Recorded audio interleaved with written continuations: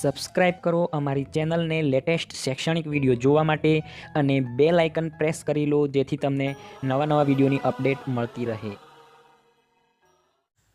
Hello friends, કેમ છો બધા? હું છું મિતેશ ગામિત. તમારું સ્વાગત છે અમારી ચેનલમાં. આજના વિડીયોમાં તમારા માટે લાવ્યો છું એક અલગ પ્રકારનો ટોપિક, જે છે ટાઈમ ટેબલ. બરાબર, તો આપણે આખો દિવસ કઈ રીતે મેનેજ કરવાનો છે એની સંપૂર્ણ માહિતી હું તમને આજના વિડીયોમાં આપીશ. તો વિડીયોને અંત સુધી જોતા રહો. જો અમારી ચેનલને સબસ્ક્રાઇબ કરવાનું બાકી હોય તો તમે આજે જ કરી લો અને બેલ આઇકનને પ્રેસ કરીને નોટિફિકેશન ઓન કરી લો જેથી મારા નવા વિડીયોની ઇન્ફોર્મેશન તમને મળતી રહે.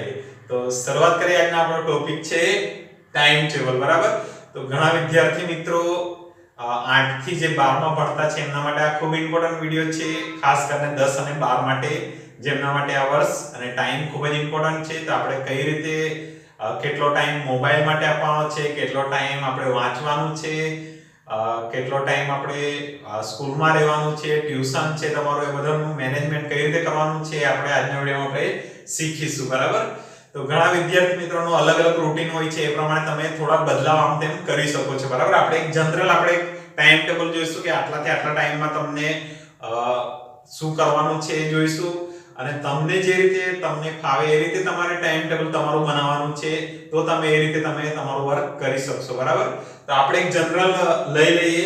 બરાબર, જેમ તમે સવારમાં ઉઠશો ત્યારથી લઈને આપણે જ્યાં સુધી ઊંઘવાનું છે ત્યાં સુધીના આપણે પૂરેપૂરું ટાઈમ ટેબલ લઈ લઈશું. બરાબર, તો આપણે ધારો કે આપણે તમે જેટલા વહેલા ઉઠો એટલું સારું છે, પણ આપણે કેટલા વાગે રાખીએ તો કે 6 વાગે રાખીએ. બરાબર, કે આપણે શું કરવાનું છે, ઉઠવાનું છે. બરાબર, 6 વાગ્યાનો ટાઈમ રાખીએ. તમને જો ફાવતું હોય સવારે વહેલું ઉઠવાનું તો તમે 5 વાગે પણ ઉઠી શકો છો.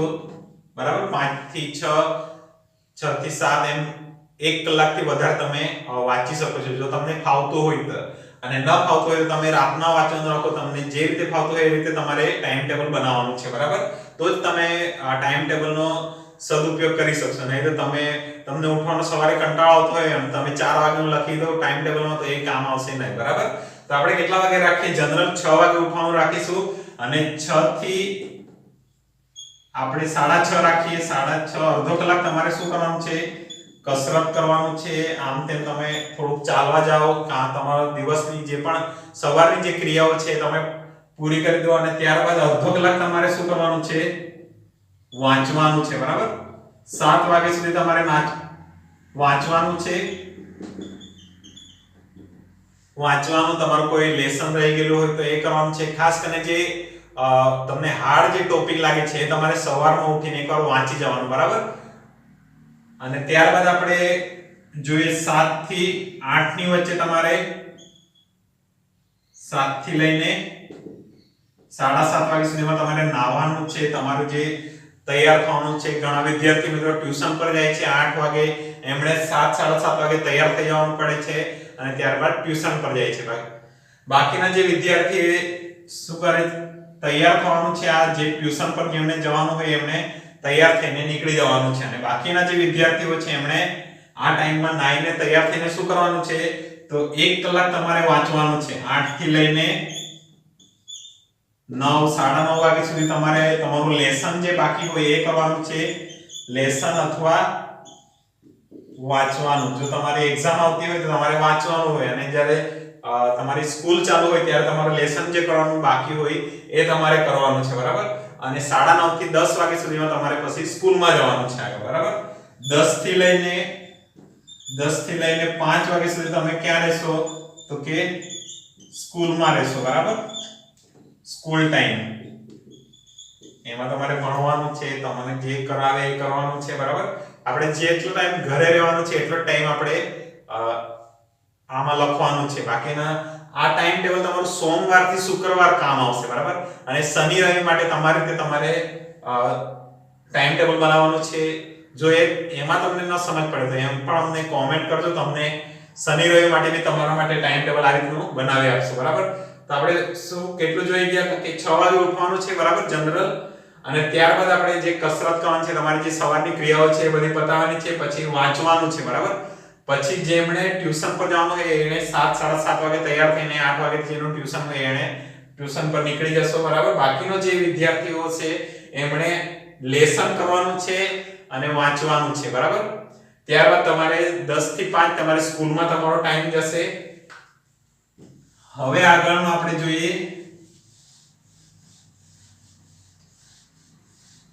તમે એક નોટમાં લખી પણ શકો છો તમારે કઈ રીતે વર્ક કરવાનું છે. એક આપણે સિમ્પલ એક ઉદાહરણ તરીકે એક ટાઈમ ટેબલ બનાવીએ છીએ. આ તમને જે રીતે ફાવે એ રીતે તમારે ટાઈમ ટેબલ આ રીતે બનાવવાનું છે. અને તમારો વાંચવાનો ટાઈમ જ્યારે રેગ્યુલર સ્કૂલ ચાલતી હોય ત્યારે તમારે 2 થી 3 કલાક તમારે ફરજિયાત વાંચવાનું છે, બરાબર. બાકીના ટાઈમે લેસન કરવાનું છે, એટલે 2 થી 3 કલાક તમારે વાંચવાનું અને લખવાનું ડેઈલી રાખવાનું છે. પછી એક્ઝામના ટાઈમે તમારે એ ટાઈમ વધારી દેવાનો છે, બરાબર. તો 5 વાગે પછી ઘણા વિદ્યાર્થી મિત્રોને દૂર સ્કૂલ હોય તો તમે 1 કલાક તમે ધારી લો તો તમારો કેટલા 6 વાગે તમે ઘરે આવી જશો, બરાબર. ઘરે આવશો પછી તમે ફ્રેશ થશો. 6 થી 7 ના ગાળામાં તમારે ફ્રેશ થવાનું છે. તમને ભૂખ લાગી હોય તો તમારે ખાવાનું છે. અને ત્યારબાદ તમારે કોઈ રમવાનું હોય, આવીને ઘરે રમવાનું. ઘણા બધા આવીને ઘરે ક્રિકેટ રમે, તમારું કોઈ બી મનગમતું જે ગેમ છે એ રમવાનું છે. કઈ ઘરે કામ હોય તો એ કરવાનું છે, બરાબર.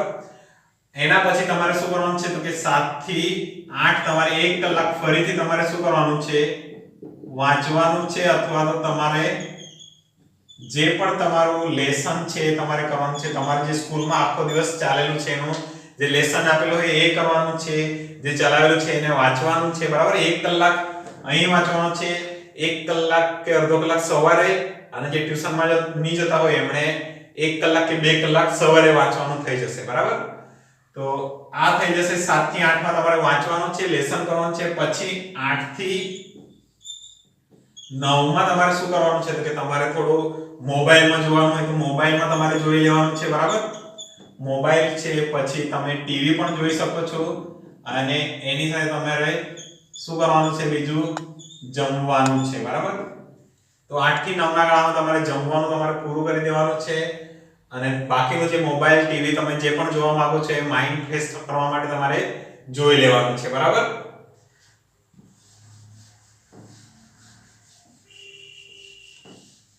પછી શું કરવાનું છે તો કે 9 વાગે તમારે 9 થી 10 અથવા કોઈ સવારે મોડે ઉઠવા માંગતા હોય 6 વાગે જે ઉઠે છે એમણે તો 11 વાગે સુધી જાગવાનું છે, બરાબર. 11 વાગે તમારે ઊંઘવાનું છે.